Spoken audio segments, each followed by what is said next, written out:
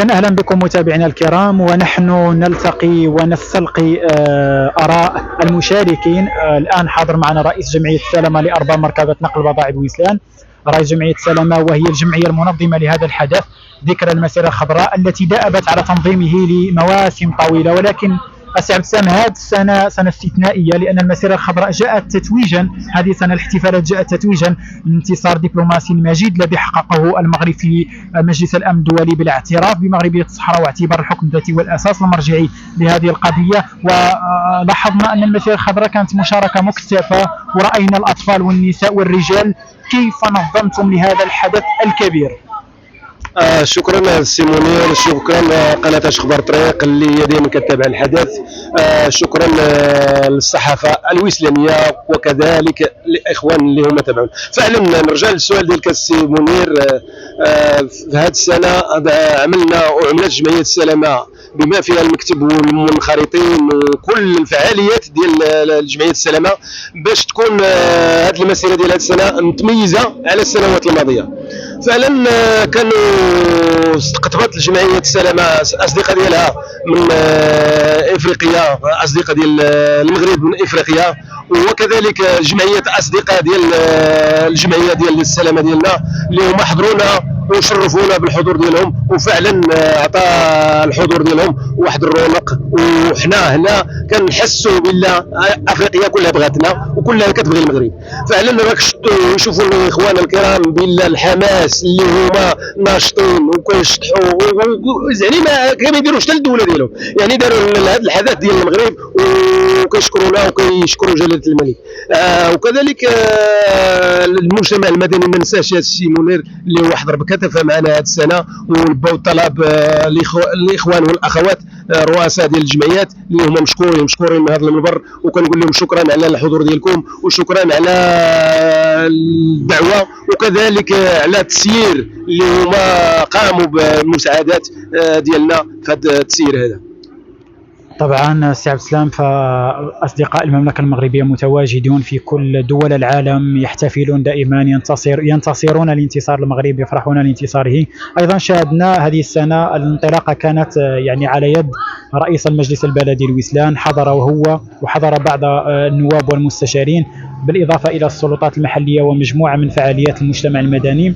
ولكن أنا ما أعجبني هو الحضور المكثف للأطفال الذين يعتبرون اللبنة الأساسية للهدف ديال المجتمع المدني وديال كل الفعاليات، أن تلقنهم هذا المشعل وشعاركم الخالد في هذه المسيرة، وهو يعني بطولة الأجداد فخر للأحفاد، وهذه هي الرسالة وصلت.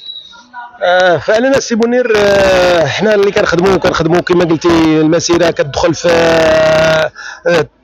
سميتو هو تثبيت القيم والمبادئ تلقين القيم والمبادئ الوطنيه للاطفال ديالنا والناشئه، وكذلك يعرفوا حتى هذا المبدا ديال الصحراء وهذا الاعتراف الاخر يولوا كيعرفوا حتى ولادنا الحمد لله. وسيدنا الله ينصرو عطانا عيد عيد الوحده، طلق له عيد الوحده الضاف عيد الوطني للمملكه المغربيه. وفعلا خص يعرفوه لحقاش عيد وطني ما يمكنش ما يعرفوش الشباب ديالنا وما يعرفوش ابنائنا الصغار. وفعلا راك شتي الطلبات غير ما عندناش فاش غنحملوا هاد الاطفال، اما خلينا الاطفال اللي هما كنتاسفوا لهم وكنقول لهم سمحوا لنا لحقاش ما لقيناش كيفاش غنتحملوهم بالكم ديال السيارات اللي هو قليل. فعلا المركبات المكشوفه اما حتى المركبات النفعيه ما بغاوش يطلعوا فيها لحقاش بغاو يعبروا عن الفرحه ديالهم وبغاو الفضاء وفعلا بغاو ينشطوا. شكرا سي منير، وما نساوش السي منير، ما نساوش السي منير كذلك اللي بغيت نقول لك ما نساوش السي منير القضيه اللي بغينا نقولوا، ما نساوش هذا العيد اللي هو خص يعرفوه كاع الشباب ديال المغرب، ماشي غير الشباب ديال الويسلان انما الشباب المغرب كامل. الحمد لله كنشكروا المجتمع المدني والمجتمع ديال المغرب كامل اللي هو غطى هذا الحدث. فعلا عجبني حتى خارج المغرب وحتى خارج المغرب الجاليه ديالنا فعلا عبرات، فعلا عبرات. هذا هو اللي عجبنا، وكنشكروا من المنبر المغاربه، وكذلك كنشكروا الصحافه ديال الويسلانيه وديال المكناس، وكنشكرك السي منير وكنشكرك على الاستضافه، وتحياتي لك ودائما تابع الحدث وتبارك الله عليك. شكر متبادل سي عبد السلام. إذا عاشت مدينة وسلان هذا الصباح نشاطا متميزا، قوافل أو قافلة كبيرة جابت معظم شوارع جماعة وسلان بحضور المجتمع المدني، الأطفال والرجال والنساء.